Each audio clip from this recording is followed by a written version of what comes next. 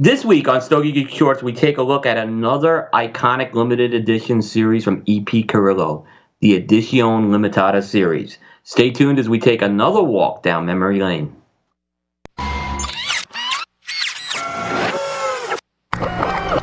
This is a Security Weekly production.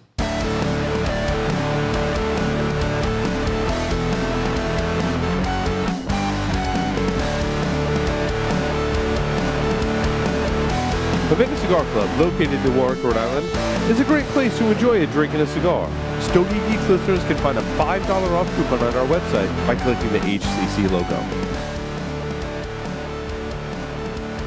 Welcome everybody to Stogie Geeks Shorts. Will Cooper from the library in Studio C in North Carolina. We have the crew in Rhode Island at the Billiger North American Studios manning the controls. And today we're going to take a look at another limited edition series from EP Carrillo, the Edición Limitada series. So if you've seen the previous episode of Stogie Geeks Shorts, we went through the EP Carrillo short run series.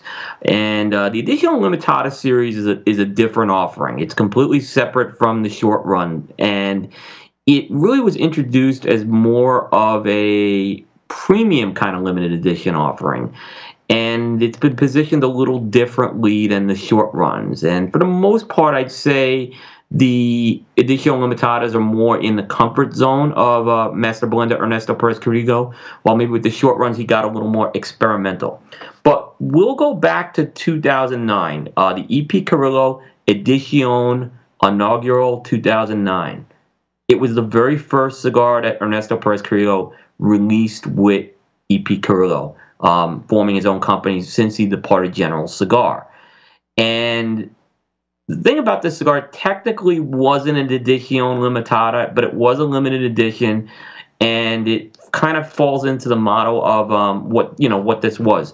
The inaugural 2009, being the first cigar, a lot of people were expecting Ernesto Perez Carrillo to come out with a kind of a big, bold smoke. He'd kind of been known as the godfather of boutique cigars.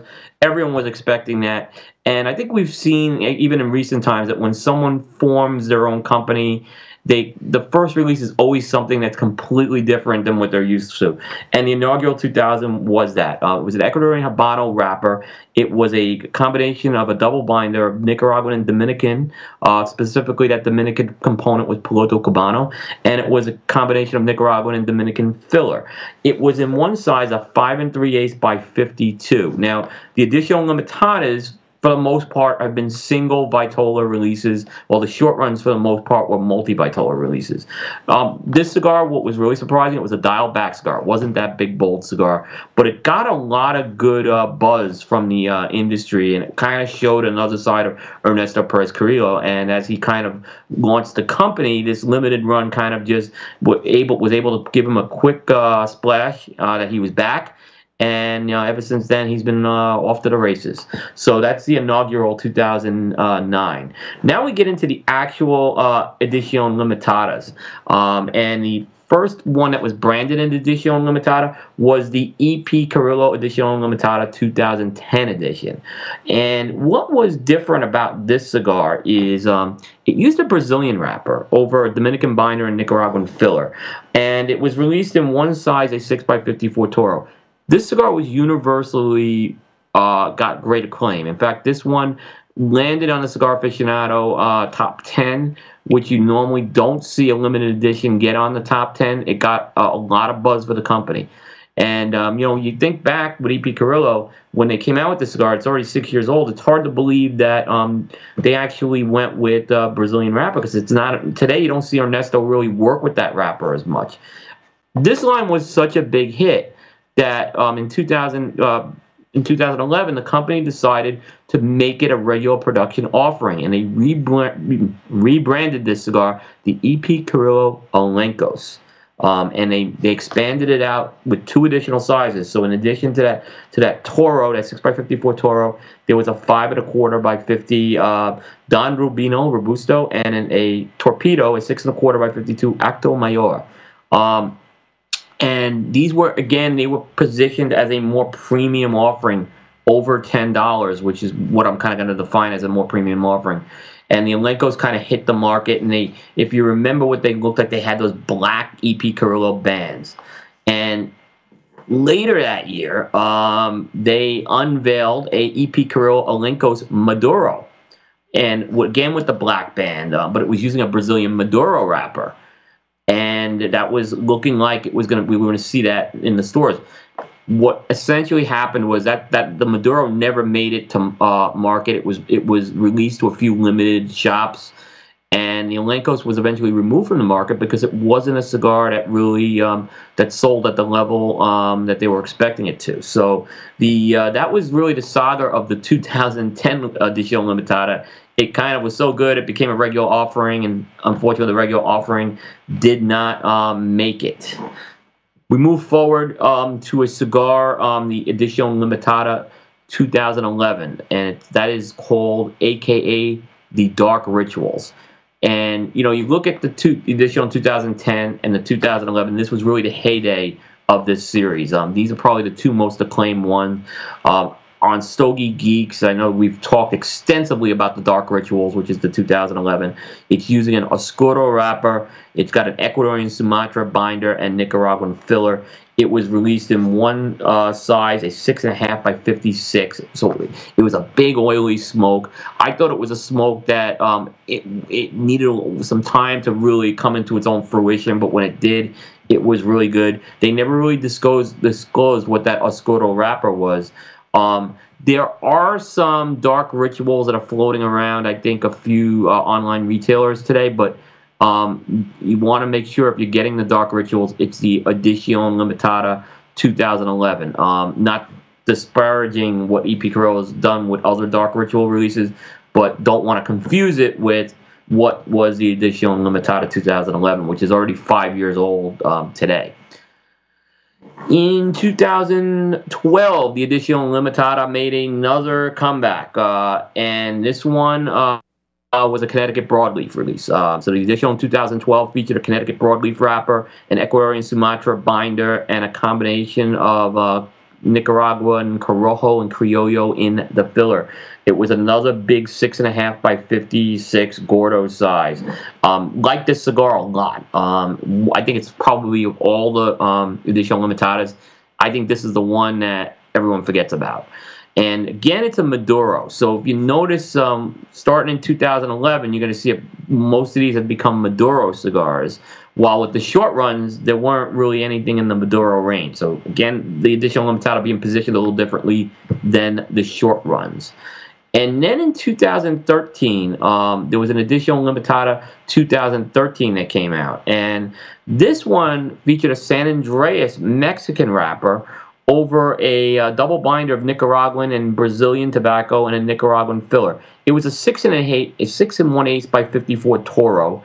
And this one was kind of, I remember when the IPC Bear trade show came out that year, they actually really went all out with the packaging. They had these zebra wood boxes that really, they just popped, and they were each individually numbered. Another change they made with these is that they were 20 count box. These Edición Limitadas came in 20 count boxes instead of 10 count boxes, which we had seen for all the previous Limitadas and the inaugural prior to that. This one, I didn't think it was quite up to some of the previous releases, but again, a solid release, good cigar. And if you're a fan of Ernesto, seeing what he can do with a Mexican wrapper, I think a lot of folks know that he eventually got a #2 cigar of the year with the La Historia, which uses a Mexican wrapper, which was the following year. So obviously it was an area where Ernesto at the 2013 timeframe was starting to move into that Mexican wrapper piece. Now, with 2014, there actually was not an Edición Limitada. What the company opted to do is they opted to come out with their 5-year anniversary cigar. And this one is a beautiful, actually, 6.5 by 54 Vitola, featuring the wrapper that I really think that Ernesto Perez Carrillo is best known for, the Ecuadorian Sumatra wrapper. So this one, they didn't do a Maduro this particular year. It's got an Ecuadorian Corojo binder and a Nicaraguan filler. And if you look at the packaging of this, they changed. This is when EP Carrillo was starting to go through some transitions. They were moving away from their original banding, and they kind of tweaked the logo a bit. There was a special secondary 5-year anniversary band that was on there.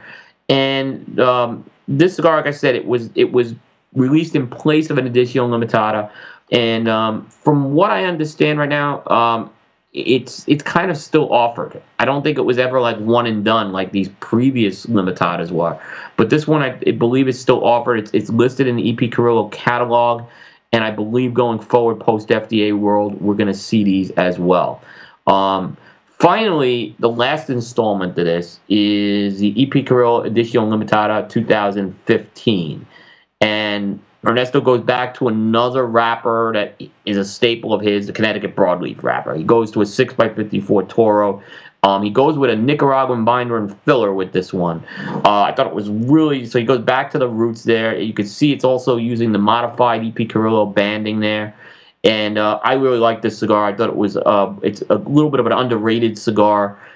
These are still around, obviously, because, you know, they're only about a year old. But so what's the future hold for the Edición Limitada series? We don't know. There have been no plans announced for an Edición Limitada 2016 this year. We're getting into a post-FDA world, and we've talked about how the EP Carrillo short run is now going to be a regular offering, and they also released a second short run, which is a short run Nicaraguan edition. But the Edición Limitadas, I think, are really some of the special cigars offered by EPC. It's fun to kind of compare and contrast them from year to year, and you know, I hope that maybe this is a series that gets resurrected in some sort of a form, because it's something I look forward to every year. Anyway, that wraps it up for this week's Stogie Geeks Shorts episode. Be sure to check out our other shows, the Stogie Geeks Show at www.stogiegeeks.com. Stogie Geeks News at www.stogienews.tv. Cigar Coop, daily news and reviews, www.cigar-coop.com. And of course this show, Stogie Geeks Shorts, www.stogieshorts.tv. Thanks everybody, and have a happy Thanksgiving.